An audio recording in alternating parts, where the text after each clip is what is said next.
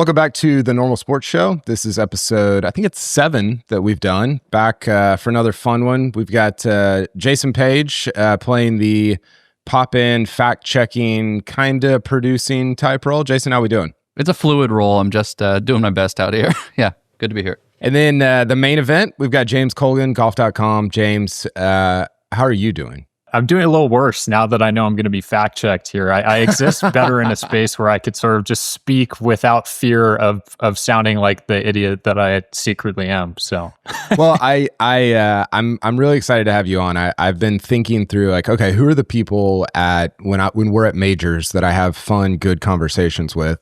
Let's just turn the mics on and do that on a podcast. So we had Luke Curdanine on. Obviously, having you on. You guys are people that.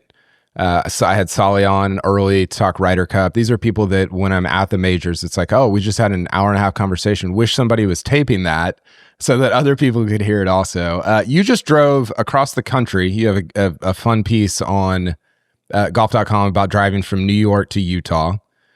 My question for you is how you drove, I believe with your girlfriend. How do you guys pass the time? Is it audiobooks? Is it podcasts? Is it music? What does that look like in your vehicle for 15 hours? All right, yeah, this is a great question because we spent basically the entirety of a week driving between various places. We wanted to see some friends along the way, so we didn't exactly take the shortest route as we were driving, relocating to Park City for the winter here because we're a pair of ski bums, I guess. But basically, when we were setting up to do the drive, we were kind of freaking out about, oh man, we got to get as many podcasts and audiobooks and like we got to download as much music as humanly possible so that we can't forget anything. And so we downloaded all this stuff and then we started driving and we realized, we both work remote jobs. So we both had to work as we were driving. And when the other person was working, we didn't want to have any audio playing because you're trying to focus, you're trying to write, trying to do whatever, respond to emails.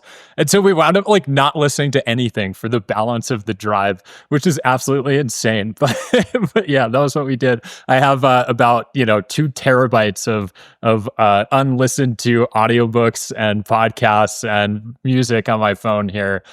So if I need anything, I guess in the next 2 years, I should be all right. But yeah, the drive out was a surprising amount of silence down I-80. This is the downside. It's the upside and the downside of this like work from anywhere, always have internet, Starlink economy, right? Where you're like, oh, like I'm going on vacation with my family. On the front end of that, I can finish off a newsletter and while my wife is driving and the kids are watching a movie in the back.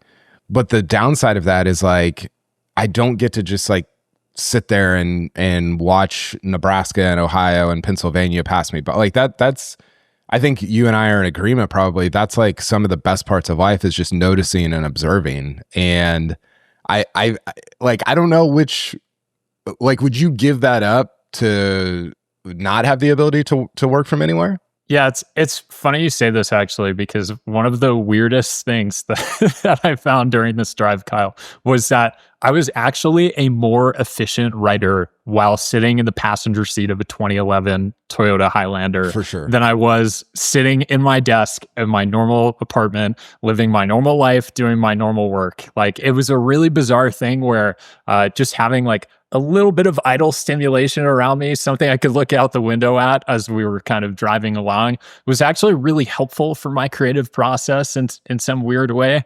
But yeah, it was definitely a little awkward. Like when we hit the western part of Colorado, basically everything west of Denver, you're driving on I-70 at that point through like the most beautiful mountain passes and these like incredible tapestry of tans and reds and burnt oranges. And, it's one of the most stunning drives of like 4 or 5 hours I've ever done in my life anywhere.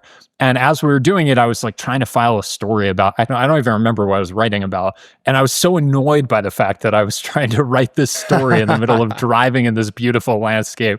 So I definitely feel it on both sides, but I guess I'm appreciative to my bosses at at golf.com because they at least allow me to roll up and continue living my life out here in Park City for a winter. They didn't yell at me and tell me to get lost when I pitched them on the idea of me becoming a skier for a couple months. So I guess I'll choose the high road here and just say I'm appreciative of that. Well, I'm with you because I think I like how things are. I like that I can work while I'm going to vacation and I don't have to formally take off, 7 days from this desk job or whatever. But there's definitely downsides to it. What you were saying reminded me of an old Bill Simmons podcast. This was from 15 years ago. He did the Half-Baked Ideas with Kevin Wildes, I think, is who he used to have on. And one of their ideas, I can't remember who had it, but he was talking about how you should provide a service where people go to the airport and they fly in a plane, but the plane just flies like in a circle for 3 hours. And that's the time that they can do like creative work, like on their, laptop, or I don't even know if iPads were out yet, but I was like, it was definitely a half-baked idea because the economics or whatever, but I was like, that is brilliant because I find myself, and maybe you do too, Jason, like getting way more work done on planes or like when I'm in a car than I do just sitting here like clicking around, Twitter and ESPN.com and all these other places. I think we're laying the foundations to like a revolutionary golf media residency, like on the road residency, pretty much. You just drive back and forth with me and James across the United States. That would be hell for a lot of people, I think. I mean, imagine like back in the day, they used to have to drive to all the tournaments, so there could have been like some sort of yeah, but they also didn't have Starlink to file their golf.com column for Thursday.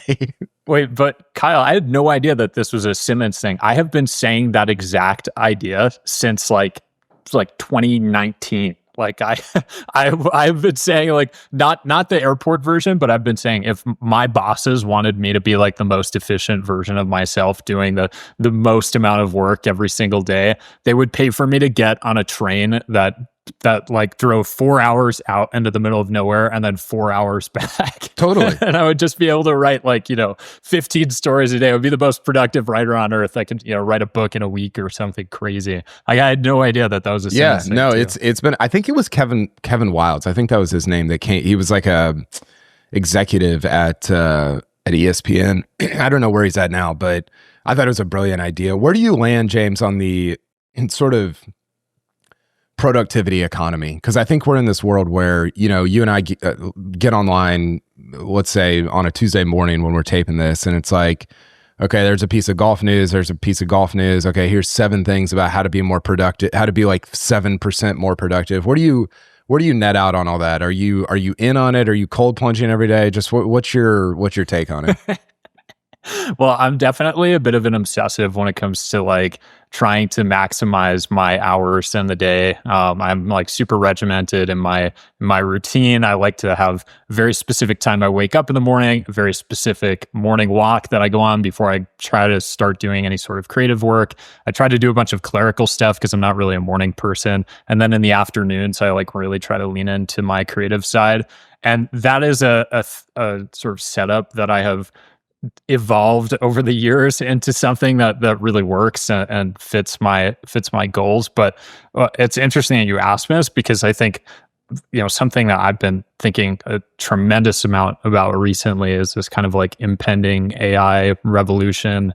And as I've been in the thick of learning more about this stuff, I'm like a total futurist, I guess is what my bosses have said to me. I'm like, I'm very, very into this stuff, I guess, as a natural predisposition. So it makes me an effective communicator when it comes to some of this stuff. But as I've been kind of reading a lot more about this AI stuff, like something that has really stuck out to me is the idea that a lot of the sort of baseline work that comes as a part of our everyday lives will be pretty easily netted out over the next, 15 years if this technology is as totally transformative as we believe that it will be. And in a world where the like small box checking tasks, especially the box checking creative tasks, are like going to be very easily, replaced by a computer, whether that's your, 300 word news stories or your like breaking news tweets or, you know, whatever it is.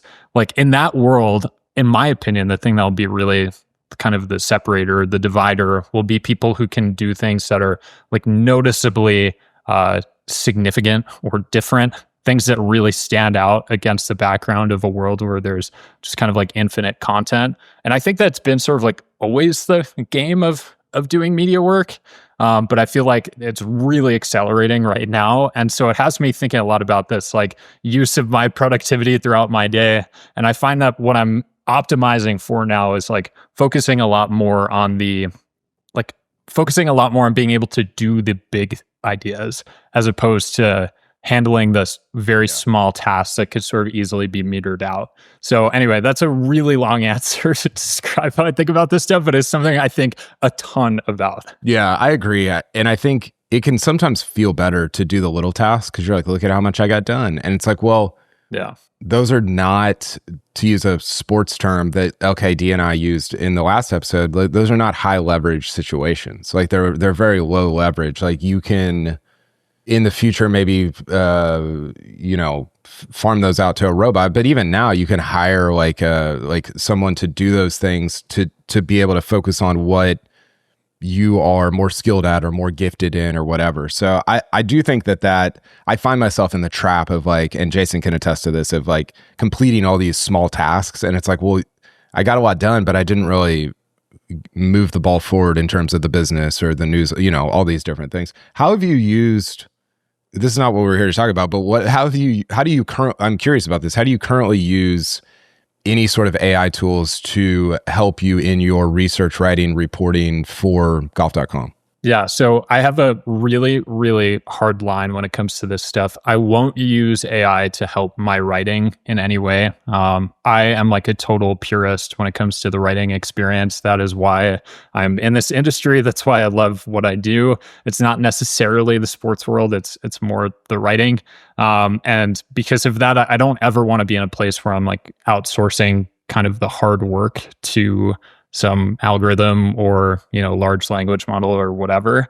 But as far as like knowledge expansion, which in my mind is a tremendous component of being a really good writer, is knowing a lot about a lot of things or a little about a lot of things. I am like a huge proponent of utilizing, chatbots. I'm like I was in on ChatGPT early. I'm now like a proud Claude user. I'm like deep in the weeds when it comes to this stuff. But I would say the big thing is that, like, for me at least, I have found that it sort of cuts down on the amount of time I go from having a question to having an answer. And I know there's like a lot of controversy around, all right, well, how much can you trust the answer that you're getting? How accurate is the answer? Like, I fully understand all of that. And I really try to like factor for my fear of sounding like an idiot because I'm completely wrong because I've been fed bad information by an AI chatbot. And so I really do go to like pretty long lengths to try to avoid running into those things. But I found, as far as just like basic knowledge expansion is concerned, like it is the best thing you could possibly do for writing or for just sort of broadening your creative skill set. Yeah, so two things on that. One, there's a great podcast by a guy named David Perel. He's got a podcast, you've probably heard it, James, but How I Write. And he did a 90-minute episode, I think it was earlier this year, on AI and writing. And it sounds, I think when I say it out loud, it sounds very futuristic, but it's actually very old school in terms of like, hey, here are the old school things that have always worked that will work in the future. And so it gives you a little bit of, I think, guidance for what's happening, but also some hope of like, hey, things aren't changing as much as maybe they are changing, but the fundamentals are not necessarily changing. The second thing, I'm curious about how, like, okay, so I just read your Internet Invitational piece for golf.com, and it was interesting. It was good. I'm curious, like, for something like that, where it's I would say more of an opinion, like explanation type piece. How do you use Claude or ChatGPT for stuff like that? Trying to think if that was one where I utilized AI for anything. I don't think so. I might use it for like for example, like a lot of times I'll find myself like very curious about like philosophical ideas, or like, the various razors, like Occam's razor, things like that. Oh yeah. And I like won't know the answer to that off the top of my head. And Googling it might take me a minute, 2 minutes. Like that's not a lot of time. And I'm not one of these like value maxer, like growth maxer individuals. Like that's not my MO. But I do think that like when it comes to finding those answers quickly, I can reach the place I'm looking for a little bit faster. And then in a sort of broader sense, if I'm like exploring an idea that I haven't necessarily considered. So like this internet invitational idea might not be a good example for it, because that's something that I'm considering all day long, every day of my life anyway. But like, I don't know, something like how like psychedelics could help my golf game or something. Like I might want to understand a little bit about the like, the biology of psychedelics. I might want to understand like how that would actually be affecting my body and my brain chemistry, and how I would be, just how it would be affecting my normal experience of reality. And then I can use my own knowledge of like how golf exists within my perception of the world and whatnot to sort of marry those ideas together. So that's, I feel like, how I mostly will wind up using it for some sort of like work related component. And then a lot of times it's just like, stuff that I might not think has anything to do with work. I'm like staring at a stoplight. I'm wondering how a stoplight works, and something I've never really thought about before. So I, ask, how does a stoplight work? How do we decide how long this red light is? And the fact that it feels like I'm sitting here for 5 minutes, like stuff like that is, I think, where I find myself most compelled to use this technology. And while, of course, it's not, again, not a cure-all to this, I do think it's like a very, very effective tool for finding those kind of small answers in a way that feels value additive to my life. That's not, costing me. I think when you look at like why Google was like great, but is now being iterated upon, it's that Google was a great way to answer your questions, but it wasn't a great way to give you more questions to ask. Mm-hmm. And I think in the AI world, it's a much easier place to ask questions. If you're a curious person, it's a really great place to be.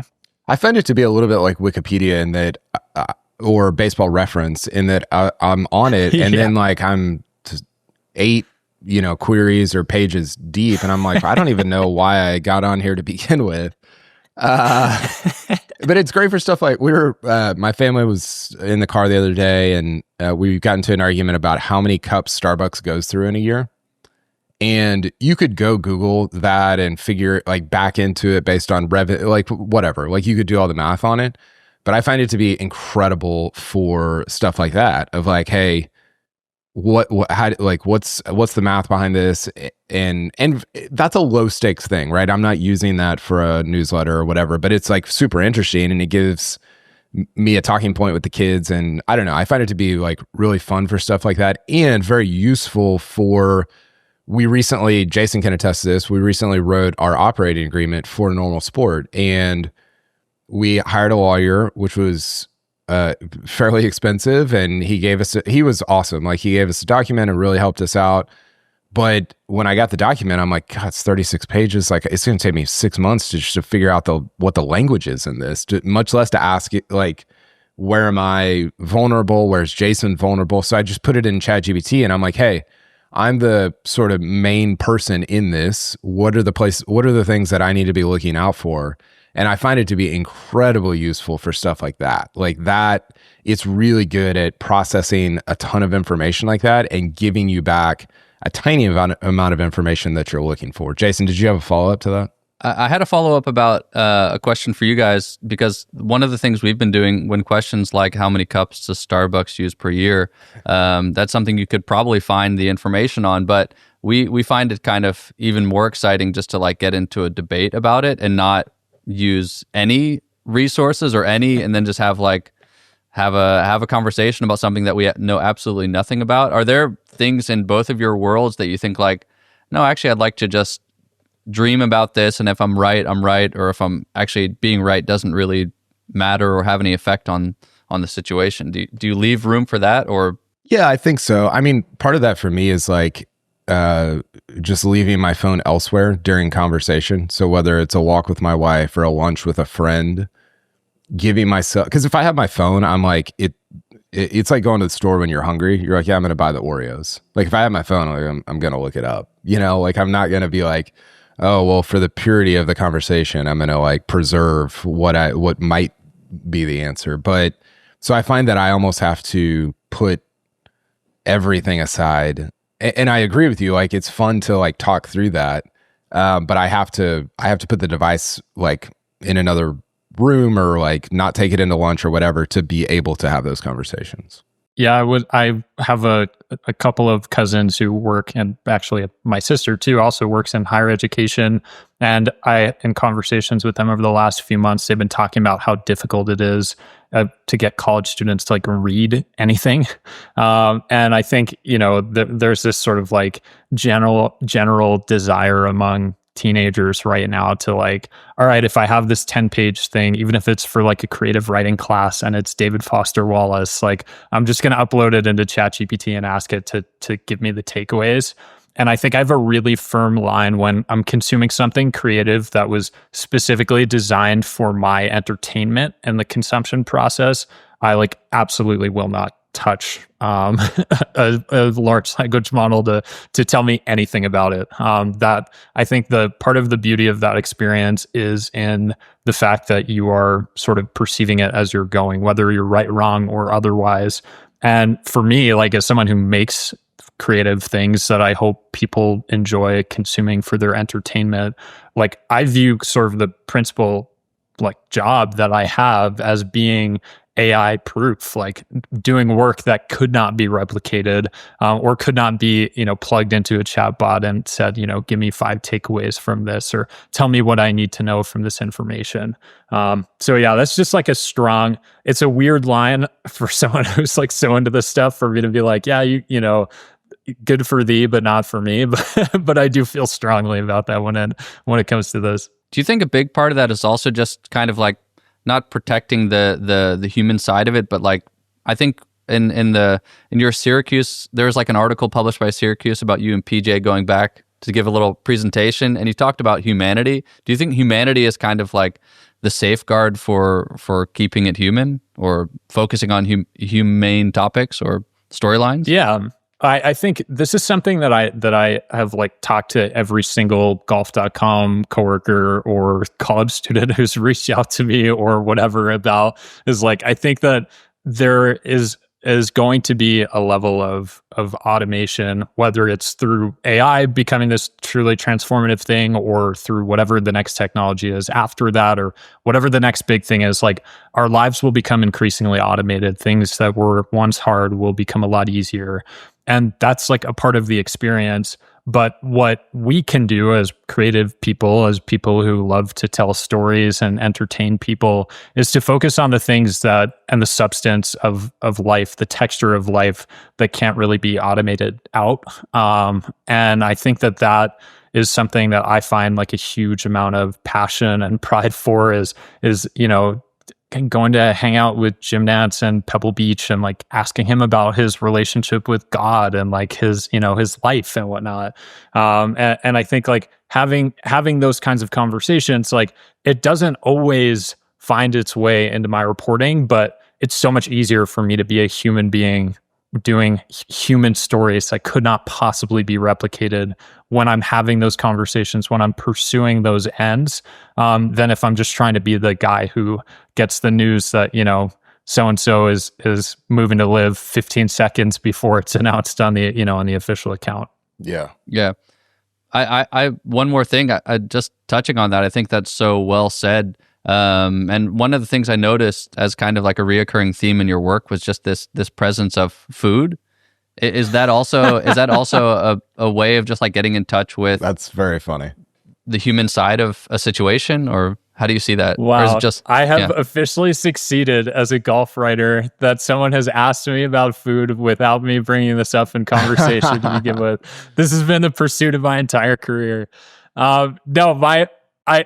the short answer is yes and no. So I've like fell in love with food because I fell in love with food writing. I read Anthony Bourdain's Kitchen Confidential when I was 20 years old, and it was like a completely transformative work. I like had absolutely no idea how much of the world there was out there that I had not experienced until I consumed that, and it made me totally ravenous to like do and try and eat and do everything I possibly could. And I think as a result of loving food writing, I came to love food. And then as a result of loving food, and I think I've kind of always loved food. My mom's Italian, so like food is love in my family, and that's like a whole part of it too. But I think as a result of loving food, I came to realize how like there's a really unique power in an eating culinary experience to like bring people together. And I think that there's just something really beautiful about that I've always loved. I love to cook. Like that is what I do when I'm not thinking about sports or media or AI or whatever. I make food and I cook for the people that I love. And I think that that's just the overall experience of like being a creative person. Food is such a great avenue to explore those emotions and those feelings. It's such a great way to do it on my own time that doesn't feel like I'm, trying to write for the sake of writing when I already spend most of my life writing, or, filming a movie when I have chronically shaky hands that can't operate a camera. So, I love food because it's just such an easy avenue into all of that stuff. And yeah, I mean, I think that like you're 100% correct that is like it is a connection of and a part of the human experience, and I think that that's what endeared me to it in the beginning, and it's certainly what has sort of endured for me and why I keep writing about food when it comes to golf too. The Bourdain book is like, it's like, what the hell, man? Like you're like the best, one of the best chefs in the world, and like you write this well. Like it was insane. Like that book is insane. It's really good. The last thing I was going to say about this before we actually talk about golf is, Jason, you were talking earlier about, or one of y'all was talking earlier about the way that AI sort of reduces friction. And I saw this quote from, it was on Every's a newsletter that I read, and the quote was said, but friction, once an indispensable process of building competency and perspective, is vanishing to AI. A single prompt generates polished landing pages, complete brand systems, and ships working applications. The fruit that once required long, arduous labor now drops directly into our laps, ripe yet uncannily hollow. And I was like, wow, that's true. And I was like, but what's the result of that? And the next quote was, taste isn't any one thing, it's your thing, and it's a product of friction. So I think the result of a lot of this removal of the friction in our lives of getting answers and getting information and getting all these things is that we lose some tastes that we've built up over the years of like, okay, I've developed taste because of friction. And that has been a very powerful sort of guiding light for me, as I've thought, like you have, James, a lot about AI over the last several months and years. Okay, I want to talk about golf.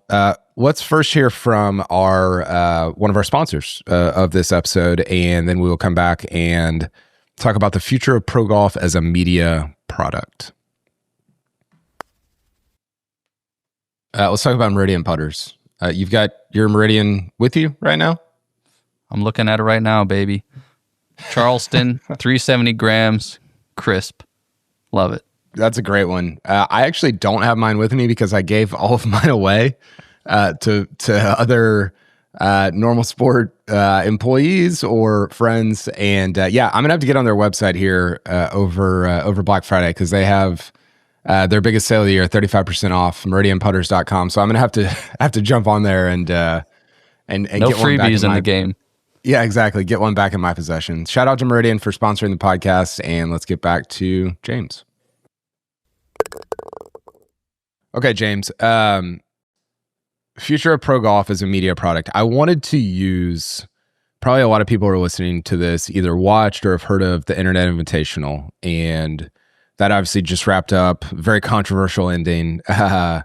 But I wanted to kind of use that as a jumping off point. We don't even have to mention that necessarily, but it got me thinking about, okay, what are some, speaking of half-baked ideas, what are some half-baked ideas or thoughts about the future of pro golf or just golf as an entertainment media product And yeah, it can be literally anything you want. I know you spend all day like I do thinking about this stuff. So I'll let you go first and we can kind of just riff on each other's ideas. All right. Yeah. My first thing here is something I feel so passionately about, and I'll try to keep from yelling about it if I can, but it would be for the major pro golf tours to relax their DMCA approaches and sort of finally allow the floodgates to open for creators and people who work in the media to post highlights and things that they're seeing with their own eyes and videos. I think this is like such a silly self-owned by every major sports league that sort of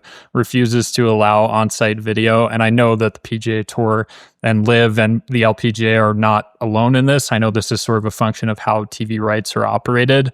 But I think, one of the sort of learnings that if you are paying attention to the media world, you should be having right now is that we live in a world of short form video. We live in a visual world. And that doesn't mean that there's not value for writing. I think there's actually an argument that there's more value for writing now than ever. It just has to be a very specific kind.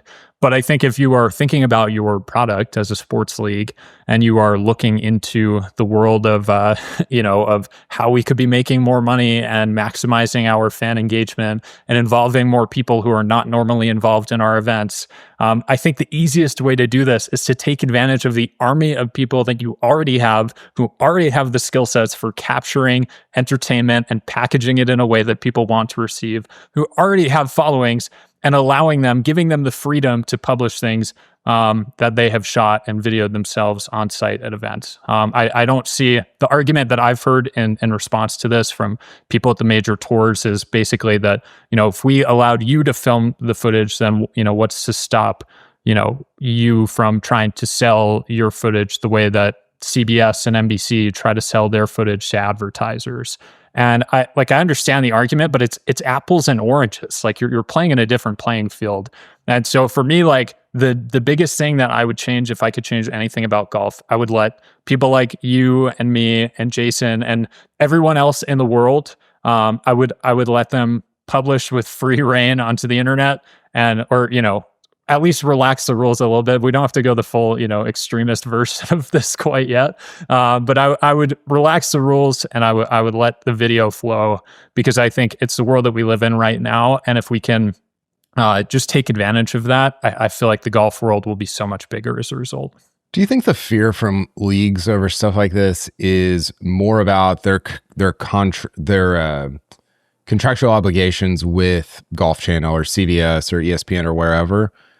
Or is it more about like, hey, if we do this, then all of a sudden the only people that are going to be watching this product are the curators, because everybody else is just going to say, well, I'll just follow the curators, like worldwide wob on like with the NBA, and I'm not even going to watch the games because they'll tell me everything that I need to know. Which of those do you think is more of a concern for any of the tours?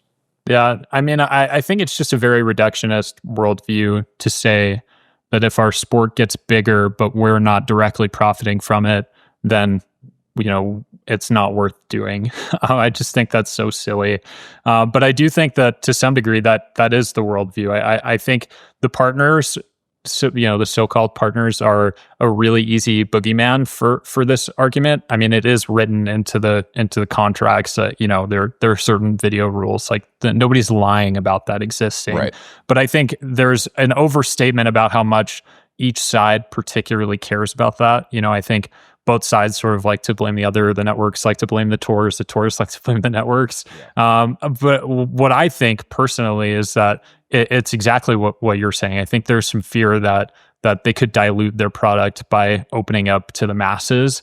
And I understand, we heard obviously PGA Tour, the new CEO, Brian Rowlap, mentioned scarcity as one of the biggest tenets that he's hoping to bring to the tour. And I totally get it. Like I hear that argument 100% of the way. But I think, you kind of need to have a big tent philosophy if you're running a sports league. You want to have as many people as possible consuming your work. You want to have people diving in on every possible angle that they can reach. And what we've learned from the explosion of YouTube golf over the last few years is that the PGA Tour and LIV and the LPGA and the DP World Tour were all missing golf fans who were out there who wanted to consume golf content, but we're not being served it in the right way. And now all of these YouTubers come in, they're able to package it in a fun way. They're putting it on a platform that's free to watch whenever you want it. And there are millions of people who are signing up. To now, we have the tours reaching out to the YouTube creators, trying to get them to give, to partner with them. So I think what we've seen here is that like there is definitely an opportunity, and there's a much wider base of people who could love golf. And I just don't think that we're necessarily engaging with them in the most sincere way. I mean, I wrote about this actually, ironically, from the side of I-80 in Utah, about how there's a study that came out that most sports fans have sort of developed their most sincere fandom by the age of 8 years old. I believe it was either 8 or 11, or maybe 8 to 11. And basically the argument was, if you didn't have some sort of like iconic sporting event between the ages of 8 and 11, it was unlikely that you were to become a real diehard fan of your team. Now, this was a study of baseball teams. Baseball is different from golf. Like, I get there, there's nuance involved here, but I think the sort of underarching point of that entire study is that if you want to reach fans, you have to reach them young, and you have to really compel them to watch your sport. I don't think golf is doing either of those things right now. And whatever the argument is in favor of keeping the rules the way that they are, if you're really invested in the long-term growth of the sport, you would be invested in something that would help you reach that young audience to grow your base. See, I almost feel, I agree with you about the DMCA thing, but I almost feel it for the purpose of serving the already entrenched audience that you have. Rather, so like, for example, I got popped, this was like 4 years ago now, during Kapalua, maybe less than that, but during Kapalua, Spieth was playing Kapalua. I don't know how he got in, because he wasn't winning, but he went up to, I can't remember exactly how it went, but he went up to a marshal or somebody that was like right there and said, "Hey, I appreciate that you're betting." They were like talking about betting on a putt that he was about to hit. And he was like, "I appreciate this. I would do, if I were you, I would do it too, but try to keep it down." And it was like this hilarious like interaction that you would not really get in another professional sporting event. And I clipped it, and it was awesome. Like like everybody commented on it. Like people loved it. It was really cool. But I was thinking about how somebody who is not into golf would not see that and like have these 10 things click into place for them, because they don't have a history with Spieth. They don't really understand how weird it is that somebody would be 4 feet away talking during some, like all these different, like very golfy things. So I think the stuff you're talking about almost serves the current audience and entrenches them more than necessarily drawing in a new audience. Does that make sense? It absolutely makes sense. And I think it works on both sides of the argument is, 1,000 true fans or like 10 million passive fans, whatever you want, on either side of that. I think if you're serving both of those groups, you're doing well as a sports league. I don't think that we should be looking at anything involving that as anything other than good news for the tours, if they were acting out in pursuit of either the diehards or kind of growing the tent. Yeah. Okay, so my first one is that I think professional golf, I wrote about this actually earlier this year, and I believe it just as much now as I did then. And I actually wrote about it in today's newsletter, which when people hear this will be about a week ago. I think golf is in the best position of any professional sport to be disrupted by non-professionals. And there's a couple of reasons for that. The first one is that it's the one sport, you could argue tennis or pickleball or something, running maybe, but that everybody can do, right? Like I can't go out and play tackle football. I've talked about this a bunch. Like that would be weird and I would get hurt. And so I'm never going to do that. So there's a moat there that football has, or that even like professional baseball. I'm 40. I'm not going to go play baseball, other than with my kids. So there's a little bit of a moat there that these other professional leagues have that golf doesn't. It's very, there's just not a moat. And then the second reason is I actually think, and this is more of a TV take than anything, I actually think it's harder to differentiate between a really great pro and like a pretty good amateur in golf than maybe in any other sport. Like if you watch somebody who's like a bad or somebody that's like a good Division III college basketball player against a pro, you'd be like, this gap is insane. Like they're not even playing the same sport. And while that's also true in golf, like Rory is so much better than a Division III golfer, I think TV maybe flattens that out more than other sports to where you're like, Brad Dahlke looks pretty good to me in the Internet Invitational. Like, I don't know. In my head, I know there's a vast difference between him and Xander Schauffele, but that gets a little bit flattened in some of these online videos and things that they participate in. And so for those two reasons, I think professional golf is in a very vulnerable place and we've seen it. I don't know how much further it will go, but I think it's in a very vulnerable place to be disrupted. That's interesting. How would you disrupt the spectator sport if you could? What would you do to change it? Well, I think it's happening with stuff like the Internet Invitational and with Bryson's Break 50, like just all these things where you're like, it's just a more compelling product in a lot of ways. It's shorter. It's people that I'm just more interested in, like, I mean, not personally, but people would say, hey, I'm more interested in Portnoy than I am, Joe Highsmith winning at Palm Beach. Yeah. Or whatever tournament he won.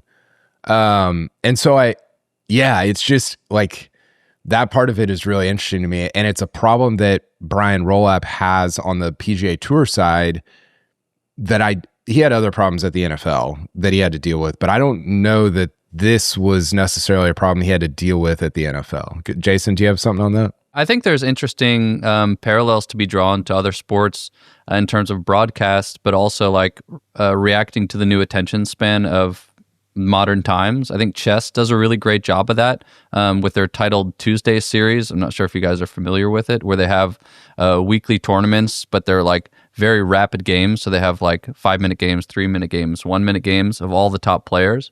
And it's just such an easily digestible product. It's going to be there like every Tuesday. You just kind of pop in. It's not a big commitment like a golf tournament would be. But I feel like, I don't know, maybe do you think they can take some things away from other sports in terms of like the flexibility to the modern times? It's funny. My colleague, Sean Zock, has had this opinion for years that every PGA Tour, leader, when they walk off the course after their round, should be allowed to skip media obligations, but should have to sit down and provide a shot-by-shot recounting of their round for like something that will be super cut into a 10 or 12-minute YouTube video. And so, yeah, I mean, I think it's interesting. Like every conversation in this kind of fits, fits on both sides of this, which is like, Kyle, on your side, you're talking about sort of improving or adding some sort of element of the spectator component to pro golf, and inviting some sort of amateur to compete in a PGA Tour event to be able to specify those differences, or just create the creation of much larger like amateur catalog of golf content. But there's also the other side of this, which is like sort of making things a little bit easier or blurring the lines a little bit further on the YouTube component into the from the pro golf component into the YouTube component, taking advantage of the fact that pro golf has massive amounts of content, but is not necessarily activating it for YouTube, and making things that work a little bit better on that platform, or that work a little bit better on TikTok or Instagram, or, on these massive platforms where people are. And I think that was, you wrote about it as well, but I think the success of the Internet Invitational was just the post-production of it, and that they were able to craft like something that's cinematic in a way that draws you into the story and the storyline. But that takes like another big leap after the content was recorded, which maybe the PGA Tour is lacking a little bit. The Masters has it figured out somehow. Mets baseball production has it figured out, but yeah. I think it'd be really interesting because you think about the guys that have become beloved that are not superstars. Like obviously people are going to love Rory and Scotty and Spieth and JT and whatever. But you think about the two guys over the last 5 years that have become beloved that are not superstars, and it's Max Homa and And who was I just thinking of? Joel Damon. Joel Damon. Yes. Sorry. Gosh, all I could think of was Gino. And I was like, well, that's not who. I mean, he's beloved too, but Joel Damon, Max Homa. And they really became beloved because of their presence outside of the PGA Tour, right? It was whether it was online or on Twitter or whatever, people were like, oh, I kind of like this guy. And so I think it would behoove the PGA Tour or the European Tour or whatever to get some of these lesser known guys into the next Internet Invitational and let them be. And the problem, James, is like, as we know, like just a lot of these guys don't have personalities. Like they're not interesting. And so it becomes a difficult thing when you put them in situations where it's like, hey, just be yourself, be interested. And it's like, well, they're just not. Like, what do you want me to do? You know? So I don't know. I think the tour is very vulnerable in that space. And I don't know that anything about this year has gotten me off that corner. This was actually my sort of second half-baked idea, was to kind of continue blurring the lines between YouTube and PGA Tour golf, or just major men's professional golf, by having the players be more, frequent contributors in the YouTube world, whether that's through their own channels like Bryson and Tommy Fleetwood and Phil Mickelson, or whether that's through, some sort of PGA Tour channel where there's a new franchise that comes out that brings players in a new light, that allows us to see the sport in a very different way. Like the options are definitely there to do something. And I don't know, Kyle, I always think about this quote from Rob Manfred about Mike Trout, which is probably about 10 years old now. And he said, player marketing requires one thing for sure: the player.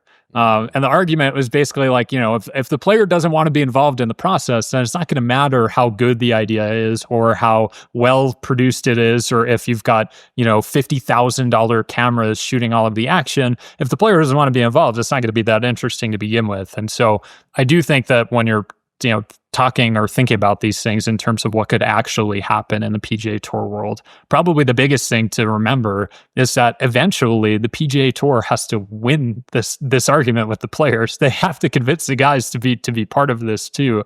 They can't just merely show up and say, hey, we're pointing a camera in your face, now you got to answer 12 questions in front of Hot Wings. Like, no, you got to actually want to be part of it. And I think that is a challenge that is unique to golf as well. I think we've seen it in other sports. And I think, sometimes it's hard because I fall on both sides of this. There are times where I'm like, man, these golfers just aren't that interesting. And then there are times where I'm like, man, these golfers are really freaking interesting, but they're just not put in positions where they feel comfortable being that way. I mean, I just think about Ben Griffin all the time. He's such like a funny, funky guy. And if you don't get him in the right environment, he might seem like really stilted and very quiet and reserved. And in reality, he's like incredibly funny and has a great sense of humor and is definitely willing to engage and do all sorts of funny stuff. So I think there's definitely two sides to this. There's the players being open to it, and then there's the tours providing the right avenue to actually execute on that idea. But I think in either side of the case, we need to see more professional golfers existing in the ecosystem that most people are watching golf right now, which is, on YouTube and in short form video, because there should never be a world where Grant Horvat or, any of the good guys are more famous than, Scotty Scheffler or someone of that liking. And yeah, they might not be more famous than Scotty Scheffler right now, but like, are they more famous than the 45th ranked golfer in the world right now? Like, it's not close. Probably yes. And exactly. Probably not even close. And like that's in my mind, should be a huge problem for the tours. It is a huge problem. I think also, I was actually thinking the name Ben Griffin as you said it, because I thought about the interview that he did, or that Solly did with him on No Lane Up. And you're like, God, this is freaking good. Like, this guy is the most like maybe milquetoast white, just golfer guy, but he like came across as like interesting and kind of cocky, and like he wears Lord Abbott on his shirt, and you're like, I think I'm like in on this guy. Like it was a very strange sensation. And I guess my point there is, like, Solly's such a good interviewer, and I think he probably doesn't get enough credit for that. And you get these guys in front of other people that are maybe not as skilled or don't speak the language as well as somebody like Solly or just Solly. And yeah, they don't seem interesting. So I do think, I think there's a little bit of a, like, I think golfers are more, and this has always been true, they're more entertainers than like football. Like the NFL, the product just speaks for itself. Like it's very straightforward. Like here's the regular season, here's the playoffs, here's your fantasy team. Like you don't really need those guys to talk or be entertainers or whatever. And with golf, partly because of the fracturing of all the organizations, you've got these 5 organizations and it's not linear and it's kind of a mess. Like you do need them a little bit to be entertainers. And we've seen that with Bryson. We've seen how much success he's had, obviously, in doing that. And so if you do need them to be entertainers, you need people to throw them not alley-oops in terms of easy questions, but get in there, mix it up with them, speak their language. I would be, if I'm the tour, I'm lining people up to be on Solly, on the No Laying Up podcast with Solly. Like because he's such a good question asker and whatever. But I'm a Ben Griffin fan now specifically because of that interview. And so I don't know. That I'm saying a bunch of things. I don't even know where we started with that, but that's just sort of how I feel about it.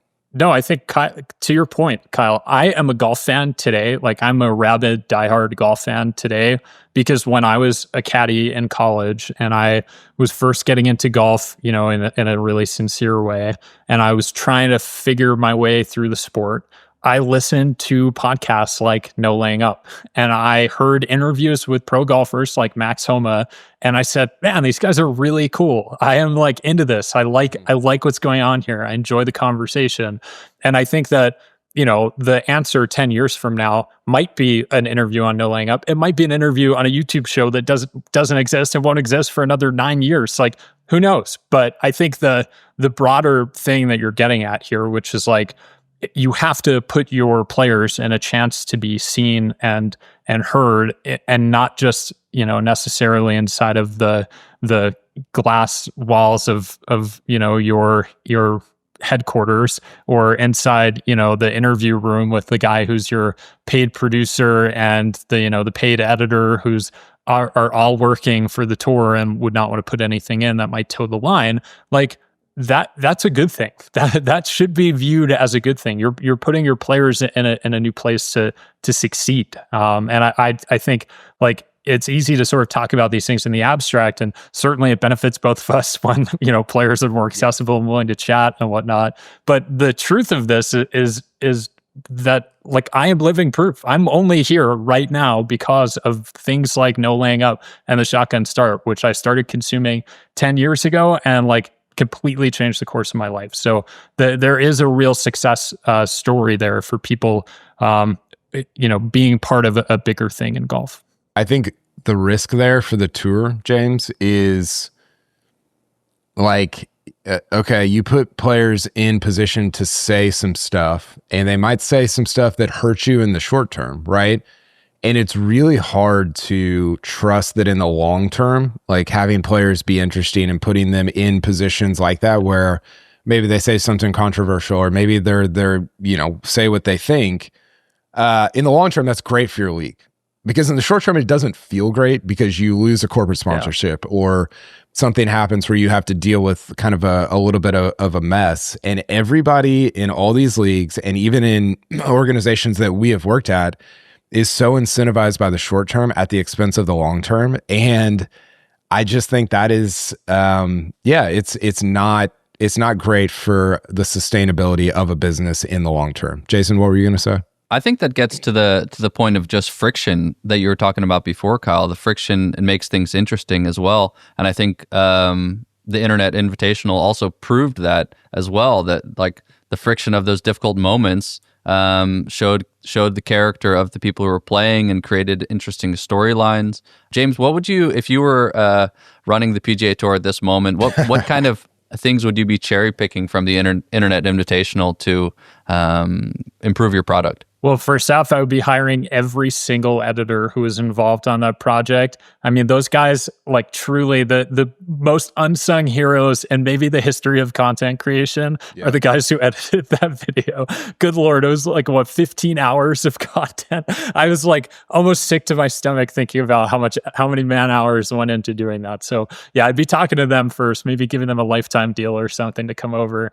But I think I would also just be looking into the general nature of like how that entire show was not just produced, but then how it was distributed and how the people who were involved with it helped to promote it as well. It was like a very seamless look into how a media product should work in the YouTube world, which is like you have a good video with a lot of really famous internet people who want to be part of it. And then you have all of those people, taking part in a 3-hour long episode thing where you get a real look into who those people are, which is compelling to the reader and also to the algorithm, very important to the algorithm. And then on top of that, you have all of those same people then going out into the marketplace and promoting the fact that they were part of it. And then that's how something goes from being like a thing that a few people are talking about on Twitter into something that golf.com is writing about and the Normal Sport podcast is talking about, is that like you have people who are actually voices with actual sway and influence who are promoting the thing that they're doing and promoting being part of it. I mean, I think that is that lesson. This is something I think about all the time. Brian Rolap's first press conference, he gave this sort of offhand quote that's like stuck in my head. And he basically was just like, this isn't that hard. Like it's all you have to do is like, give them a right product, give fans a reason to watch, and they'll come back and they'll do it. And I just keep thinking about that. Like this isn't that hard. And when you see, something like the Internet Invitational, like absolutely full respect to the editors for whom that job was really freaking hard. But for everyone else, like it really isn't that hard. It's just doing the functions of the job as you know how to do it. And ultimately you have this smash hit success on YouTube. You gave out $1 million to someone, to a couple people, which is like amazing. And then on top of that, you, I'm sure, reaped more than that in both AdSense, dollars just in terms of YouTube advertising, but also you've reaped more than that in terms of brand equity and the amount of people who now want to be part of the next one and what comes with that. And there's just so much opportunity that sort of cuts through with all of this stuff that I think if you're a tour like the PGA Tour, if you're Brian Rolap looking at this stuff, I hope what you're saying is this isn't that hard, but also this is a playbook that we should sort of be stealing for ourselves. Well, to the point of having everybody be everybody that was in it is an evangelist for it.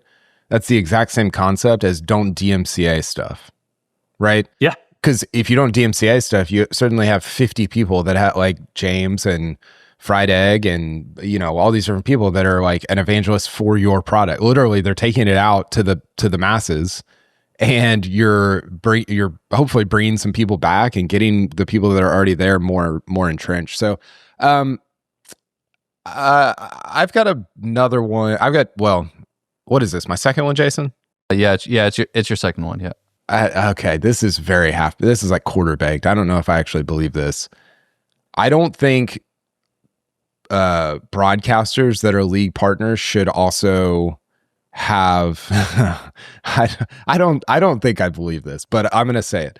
I don't think broadcasters that are league partners with like say the tour or the NFL or whatever should also have like pretend like they have editorial objectivity.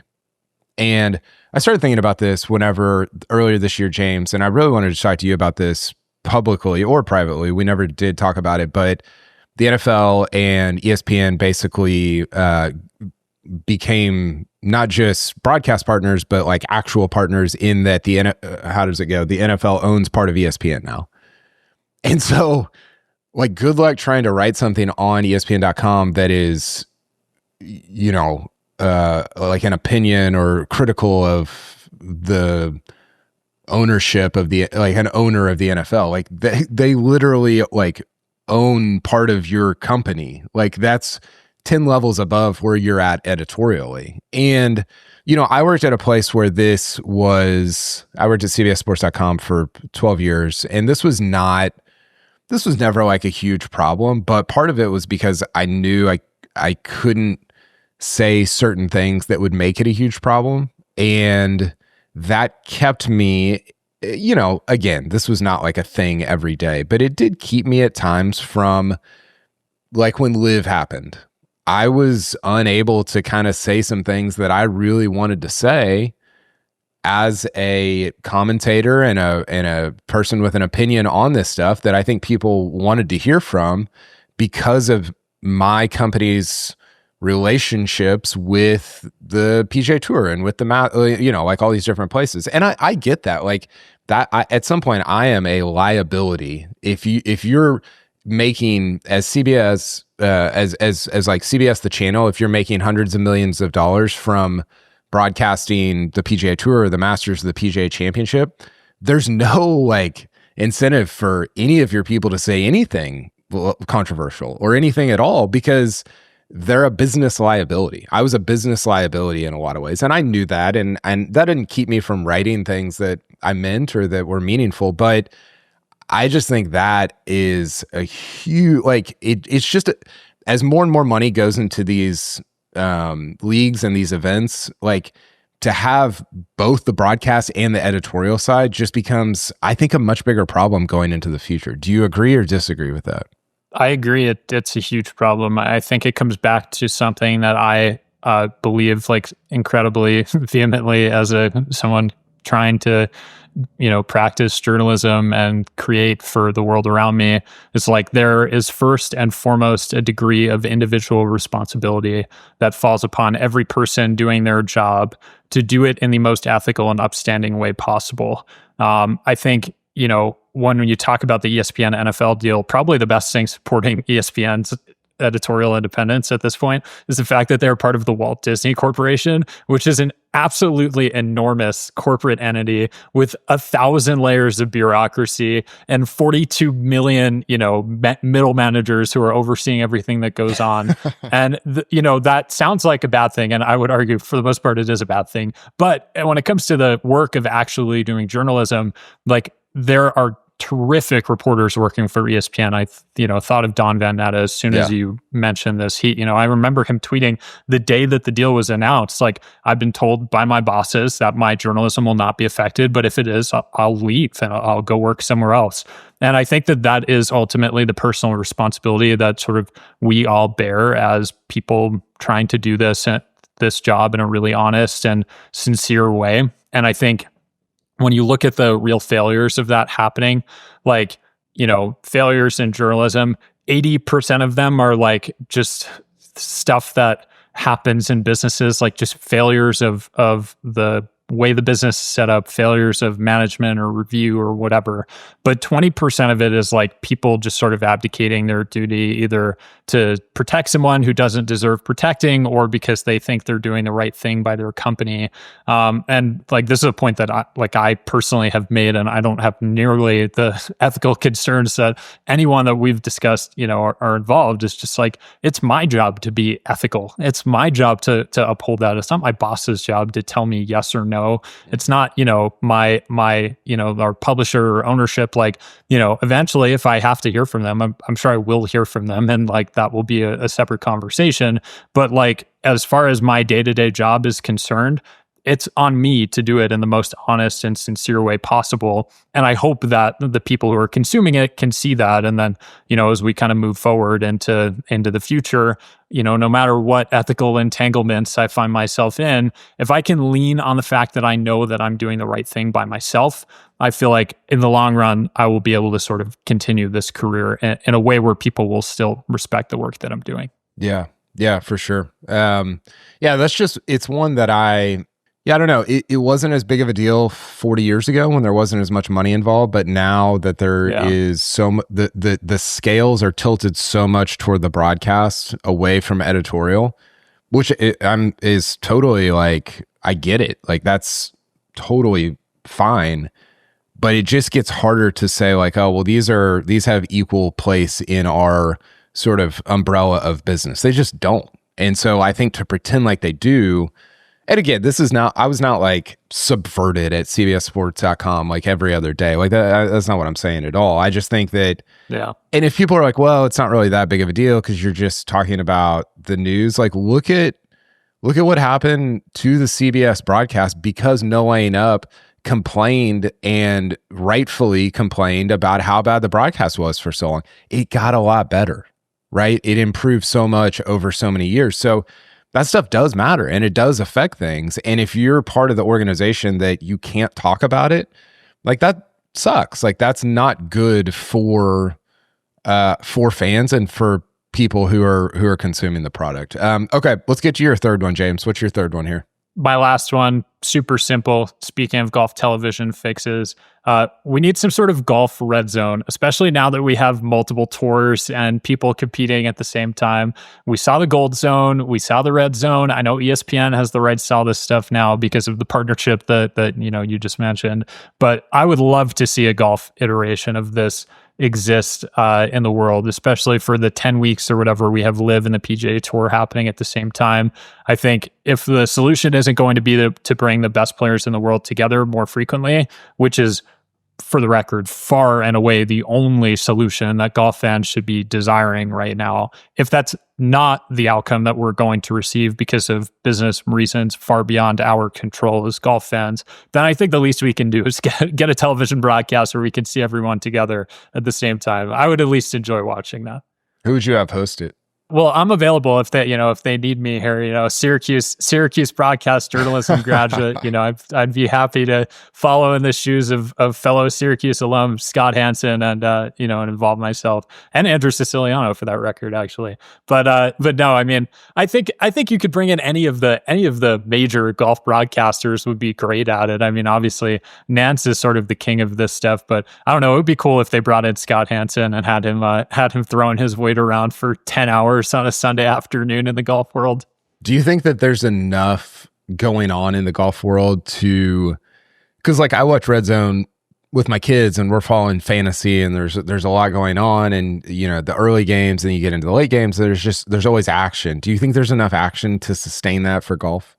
I would argue that the current golf broadcast structure is like as close as ever existed to the Red Zone channel before the Red Zone channel. You basically have 18 different games happening on 18 different fields. You have 72 balls in play, at one time. You could have even more than that, but for the sake of argument, we'll say 72 balls in play at a time. And you've got, 156 competitors in the field that you need to be paying attention to at any time.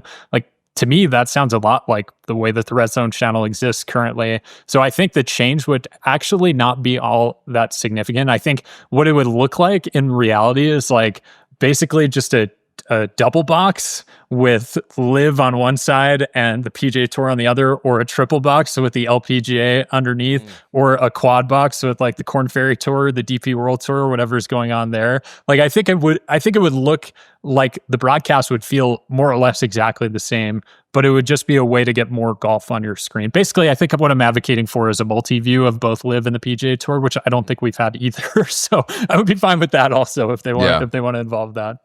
I like that. I think that could definitely be fun. Okay, I've got a couple more, but I'll just settle on this one for my last one, my third one. I think that this is very self-serving, so take that with a grain of salt if you're listening. I think that curators are in a better position right now than the leagues are. And I don't know that this is specific to golf, but for example, James, like I listen to the Zach Lowe show. I don't watch the NBA, but I listen to the Zach Lowe show because I'm like sort of interested in the NBA and like, okay, how good is OKC? I kind of want to know, but I'm not going to sit down for like 2.5 hours and watch OKC play Portland, right? But I'm going to listen to like Zach Lowe talk about it for 20 minutes because I'm like interested in it. And I think in this attention economy that you mentioned earlier, where there's only Ben Thompson of Stratechery has talked about this, like writing or like the online world of like writing, video, podcasting is the most competitive industry in the history of the world because you have literally billions of people contributing to it every day. And that is like further sort of fracturing our attention and our interests into the future. And so if people are like, hey, I'm interested in like fishing and golf and I don't know, video games, like that person, which is most people I know have multiple interests like that, or they have kids or whatever. They're not going to sit down and watch 8 hours of PGA Tour golf. They might do that for the Masters, but they're not going to do that for the PGA Tour. So instead, they're going to pay me, hey, you go and curate this for me and just like give me the 10 minutes that I need to know. Right? This is already happening, but I think in the attention economy, as that gets further and further and further fractured, that's as a curator, you're in a great spot. As a league, I would be concerned if I'm the NBA or the PGA Tour. The NFL seems like very insulated from everything. Like it's just like it's not like a real thing. But if I'm MLB, if I'm any MLS, any of these places, because I think that the curators are getting more valuable and the league the substance of the league is maybe getting less attention than it has as like in its entirety than it ever has before.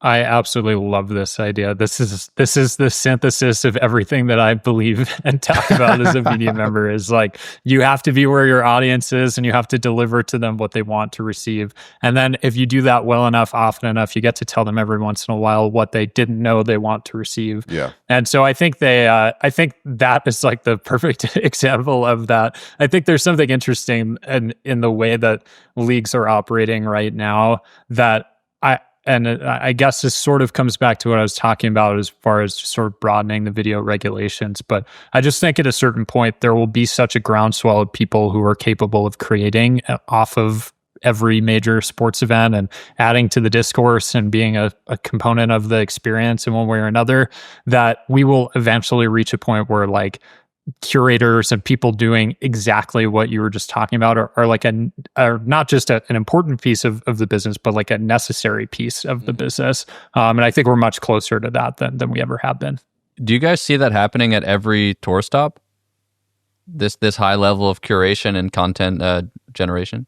Kyle, if you want to be, you can take the John Deere. I'll handle the players and on the Pebble Pro-Am if that works for you. Well, I think it happens. I think it happens mostly on the PGA Tour, Jason, because I think at the majors, like especially the Masters. One takeaway that Jason and I had from this year is like the Masters is not like the other majors, which is maybe obvious to people. But we were looking back at some of our numbers and just like the memberships that were created around it and the lead up, and it's like, oh, this is like the other three majors plus the Ryder Cup combined, like even beyond that.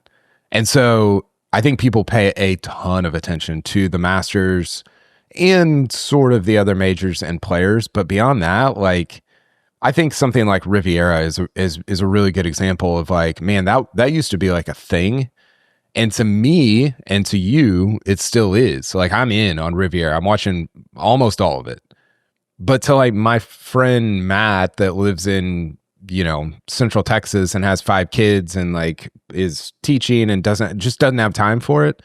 It's like, I'd rather give the small amount of golf watching time I do have to the Masters. Like I'm just not going to pay that much attention to Riviera.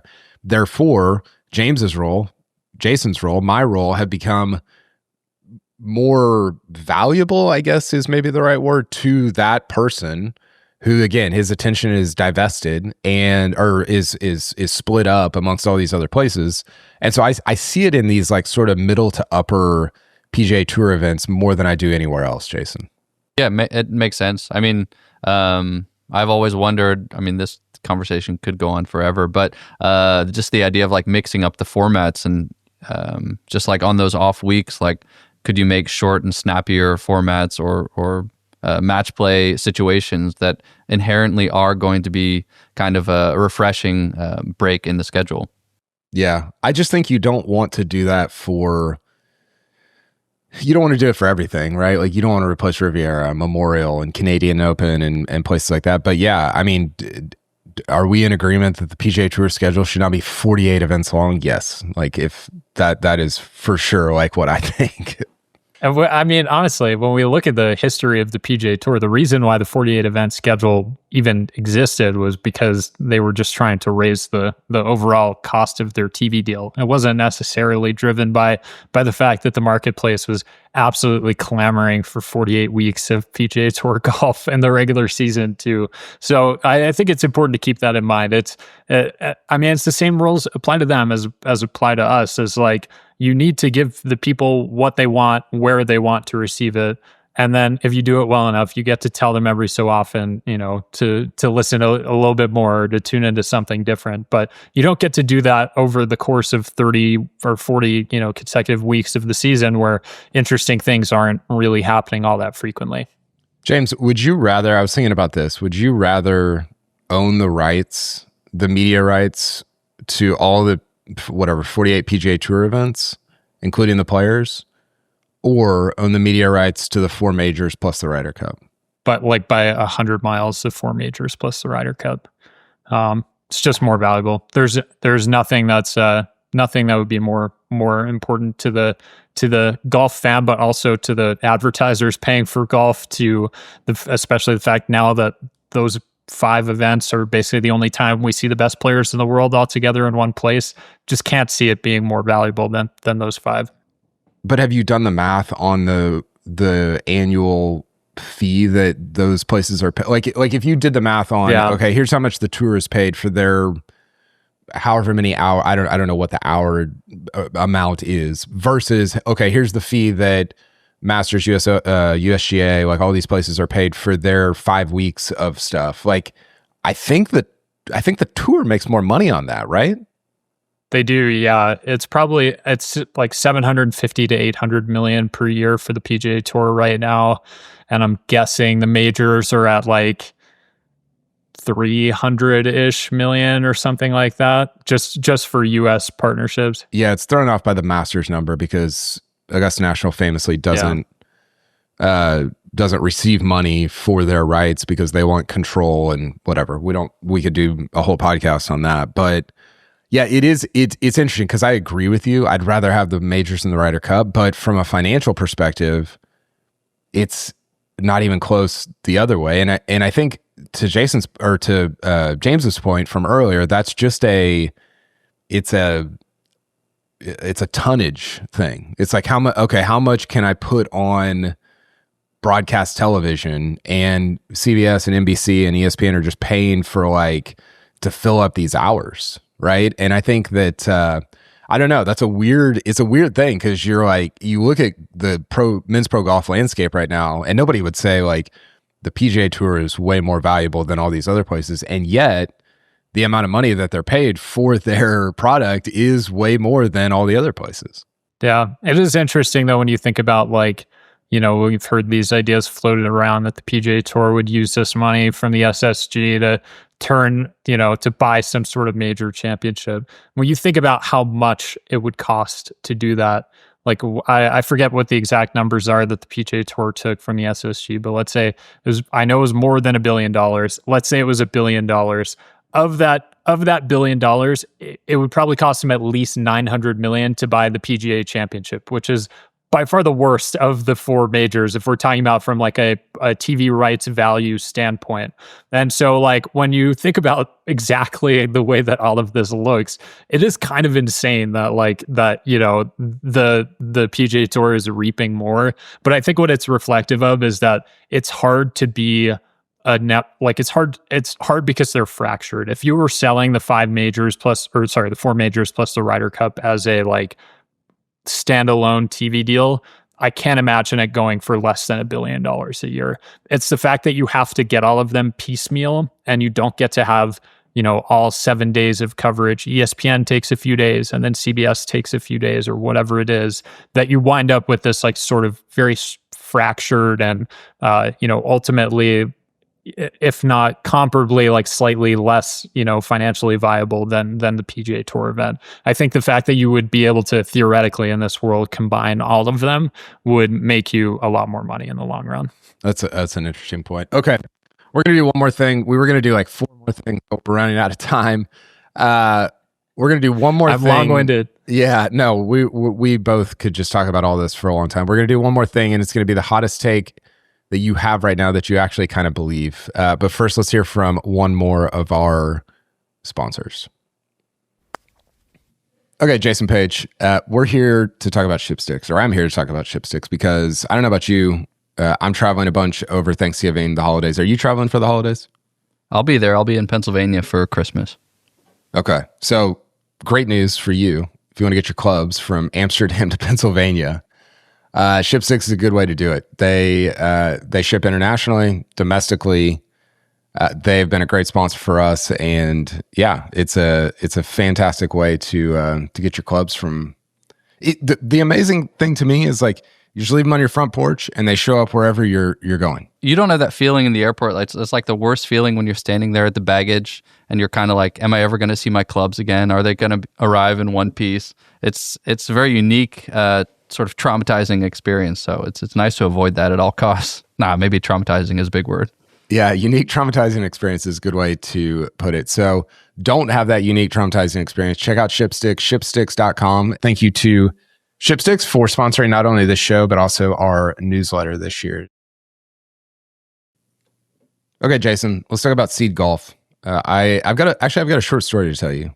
I was playing golf actually last night as we are talking about this, and it was a double date. So my wife and I were double dating with another couple, and we played PGA Frisco, the par 3 course. Fantastic time. So everybody's getting their golf balls out on the first hole, right? If people haven't been to the par 3 in PGA Frisco, incredible experience. Under the lights, music going, drinks. It's awesome. They should be paying us for this ad also. But so my buddy pulls out Titleist, gives his wife Titleist, and they're about to hit. And I pull out my seed ball, right? Because that's what we're using, seed golf balls, right? And we're hitting shots. And my buddy's a good golfer. He's probably a 2. And he's, we're hitting off turf mats. So he's spinning balls back on these like little 70-yard pitch shots. But my golf ball's doing the exact same thing as his Titleist is doing. I'm spinning these seeds back on these 70, 80-yard pitch shots. And he's commenting on it like, man, that one had a lot of spin on it. And I'm like, yeah, it's a seed golf ball. So that has been my recent experience with seed. I don't know if you've had any recent experiences, but it's been a pleasure being with them and their products. It's very pleasantly surprising when you give the ball to someone else. I mean, that's the nice thing about having such affordable golf balls is that you can just like hand them out and then see the reaction from friends when they are like kind of having the realization themselves that the balls are like super nice. And then they come back to you like, you got any more of those seeds? And then it's like, I got you. That should be their new tagline. If you're listening, seed, you got any more of those seeds? Okay, thanks to them for sponsoring, and hope you enjoy the rest of the show. Okay, James, give me the hottest take you have right now that you actually kind of believe. This is a little bit in the same vein as what we were talking about earlier. Those were more media specific. This one can be anything in golf that you're like, okay, this is a take that I have. It's pretty hot, but I think I believe it. Okay, so this one, there's some backstory on this, but I believe this from the deepest part of myself as a human being. Jim Nantz could run for and successfully win a presidential election. I feel so strongly about this. You have absolutely no idea. All right, so I'll lay out like just the feasibility argument. First of all, Jim, super interested like history and like politically, he was very, very good friends with George H.W. Bush, is good friends with Bill Clinton. He spent a lot of time around like very impactful members of the U.S. political landscape in his life. Second off, beloved and known by basically everyone. So he's an easy guy to get along with. He's very good at delivering his message. And I just think right now what America is looking for is someone to just wrap them up in a warm hug. Tell them everything's going to be all right. Be the leader that everybody's dreaming of. And I feel like that's what a Sunday afternoon on the PGA Tour is for Jim Nantz. That's what he does better than anyone is make me feel like I'm being wrapped up in a warm hug and watching the golf play out in front of me. So that is my like theoretical argument. After having spent some time with him in Pebble Beach earlier this year, I firmly believe that if he wanted to do it, he absolutely could, because I just think he like has that charisma, that like aura factor. But then the actual legitimate argument for this is I'm a huge fan of a lot of different like sort of political writing. I'm a huge like just political guy. This is something I'm like sort of idly fascinated in.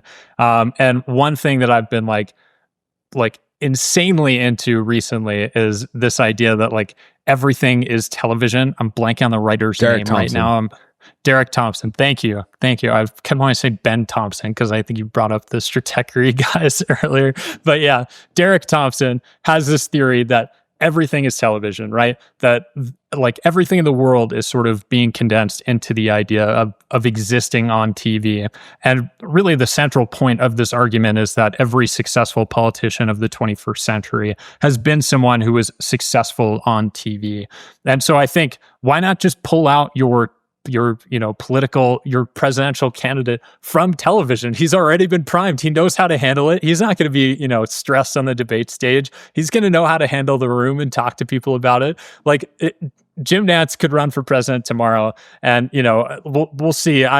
He would have to earn my vote just like any candidate would have to earn my vote. But he's starting off in a pretty good spot, I would say, from the fact that I've heard of Call of Masters for my entire life. It sounds like you would be his chief of staff, is what you're saying. Speechwriter, maybe. Yeah, he could bring me in for that. That. Oh man, if we get, I'd like to join the marketing team. Can I sign up for that illustration job? If James and I got to tag team speechwriting for Jim Nantz, that would be extraordinary. I think this is an amazing take, and I think that you hear these ideas all the time of like, oh, The Rock could be president if he wanted to.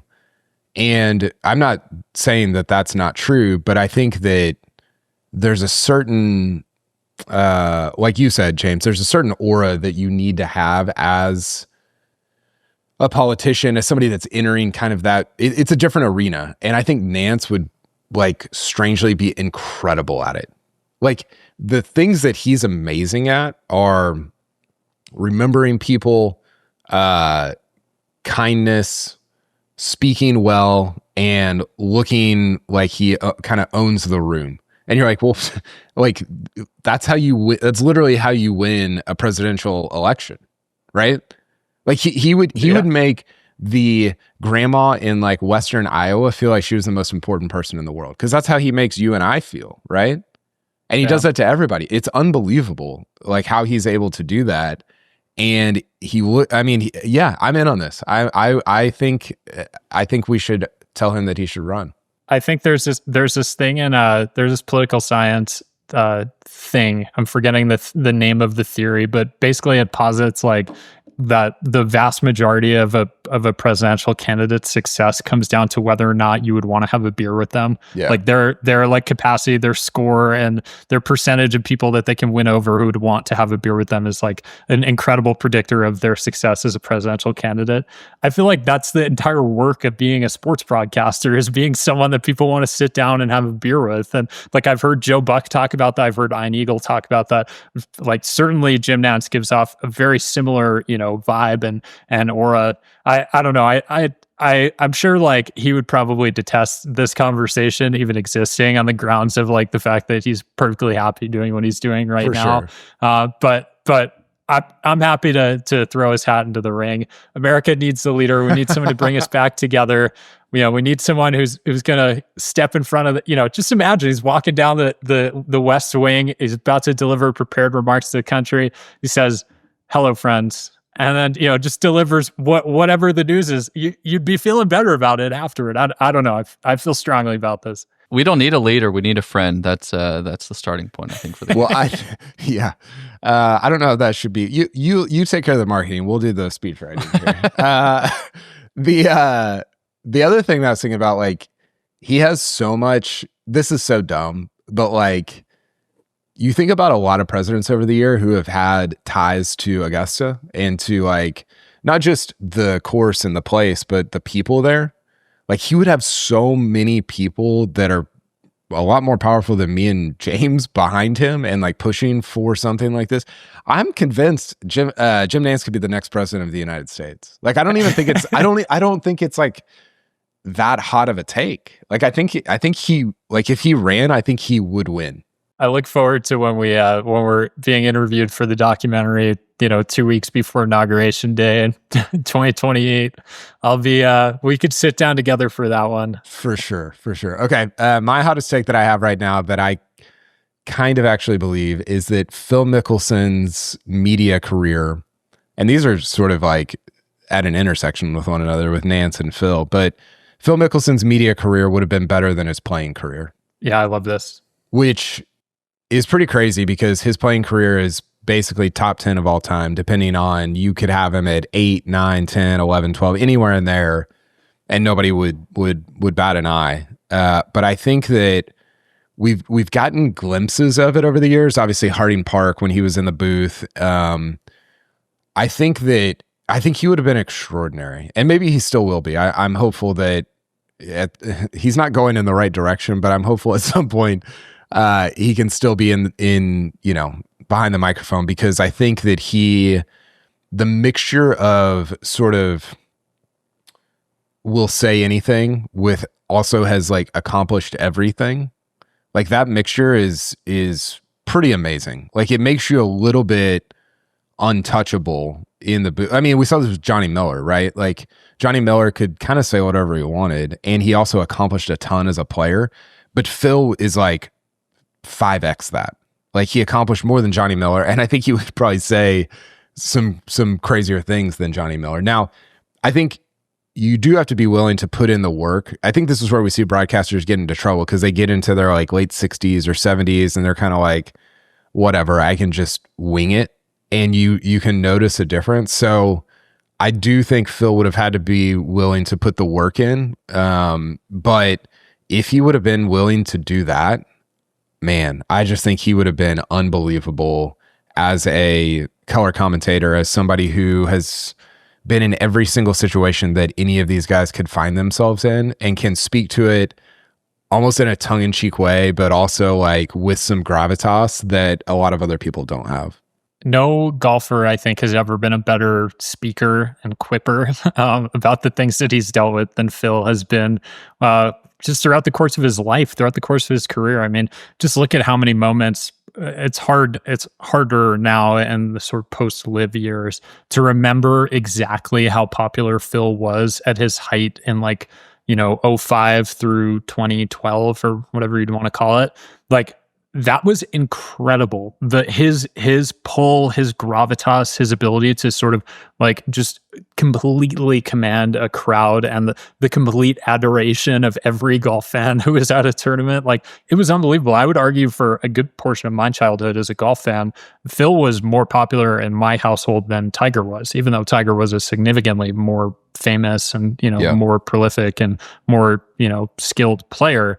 Like, Phil was by far more popular in my household. And, I think that level of popularity combined with that capacity to be an entertainer and that just sort of innate ability to like understand the timing and the delivery that comes with being on TV, like it would make him a really good politician, but it would also make him a really good sports broadcaster as well.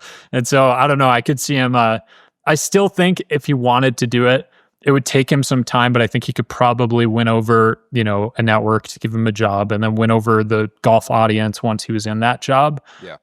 But it is interesting. Like, it does seem like he at that 2020 PGA Championship had an insane level of just credibility to step into that job. I remember getting on the next CBS Sports press conference after that and asking Sean McManus, who was the chairman at the time, if they were considering hiring Phil full-time after that press conference in 2020.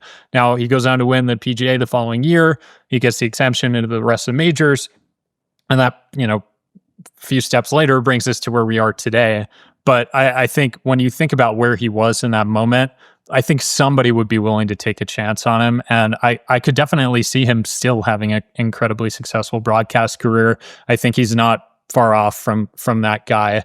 And, this world we live in, it's so minute to minute, like everyone would forget about every sin that came before it. Yeah. If he delivered a good line about Scotty Scheffler, down the stretch at the US Open or whatever it is. From my understanding, they were considering hiring Phil at that time. Now, I don't know how seriously, because that was sort of the end of the Faldo era before Trevor Immelman, who's been really, really good and kind of a breath of fresh air there. But if you look at the NBC side, I mean, like they would, the opinion, maybe this wouldn't be the case. They would, or they should, and I think they would hire Phil so quickly to be they've just had so many struggles over there with like, okay, well, we've got Kisner, we got Brandel, but Kisner's playing, but like we got, okay, well, do we have Faxon, but now we have like 8 people in the booth. Like, just here's your answer. It's going to be expensive, but it's Phil. Now, again, there's a million problems with that and reasons that they couldn't. But man, if he turned it around over the next 6 months or year and stopped tweeting about oil in California, like we could be cooking there. Jason, what did you have? Well, I was going to bring in a question like, what is their hesitancy to not bring him in? But maybe that oil comment is kind of making that a little bit more clear. Well, it's that, and NBC doesn't want to jeopardize their PGA Tour partnership, right? And to hire an active LIV player and the person who literally created the operating agreement for LIV to exist could be problematic. Talking about broadcasters not having biases there, like we did before. Okay, that's all I got, James. We had a bunch of other stuff. We'll have to have you back to work out some of these other questions I had and drafts we were going to do. But thank you for coming on. We talked a lot about AI. We talked a lot about our vision for the future of pro golf, or just golf in general, and the media. And it's always fun to chat with you. Jason, did you have any questions or any mistakes that we made that you wanted to jump in on? No, Jim Nantz for president. I think we covered pretty much all the bases. I had a lot of questions, but I think we'll just have to run it back and do this either in a newsletter or in another podcast. Yeah, absolutely. This was great. Guys, I would love that. And thank you both for the work that you guys have been doing. It's really cool to see some you guys are familiar faces in the golf world, but you're doing something very new. And I think it's really commendable, the approach that you're taking. It's clear there's a lot of thought and intention behind your work. And so I am greatly appreciative that you guys care enough about me to have me come yammer on for an hour and a half with the two of you. I'll be back whenever you want. I'll try to practice speaking a little bit shorter next time. No, it's great. Please don't. I always enjoy our convos, James, and always, I think, walk away thinking differently about things. So that's always appreciated, and you can come back whenever you want. So thanks for the time. Thanks to everybody for listening, and we will talk to you next time.